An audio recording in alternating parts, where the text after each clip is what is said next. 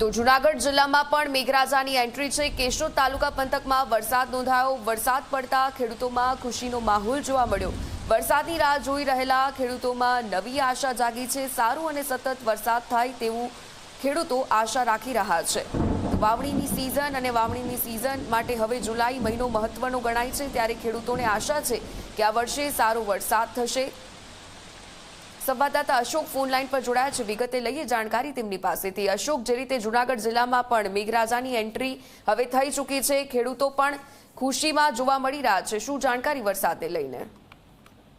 જી ચોક્કસથી જણાવી દઉં તો જૂનાગઢમાં વહેલી સવારથી નથી, ક્યાંક ધીમી ધારે તો ક્યાંક વરસાદ છે તે પડી રહ્યો છે। વાત કરીએ કેશોદની તો કેશોદમાં ધોધમાર વરસાદ છે તે ધોધમાર પડી રહ્યો છે, ત્યારે માળિયામાં પણ વરસાદ છે, કેશોદની અંદર છે, સાસણની અંદર છે, જૂનાગઢ શહેર અને ગ્રામ્ય વિસ્તારમાં અનેક જગ્યાઓ ઉપર વરસાદનું આગમન થતા હાલ ખેડૂતોમાં ખુશીનો માહોલ જોવા મળ્યો છે। જી બિલકુલથી આભાર વિગતો સાથે જોડાવા બદલ।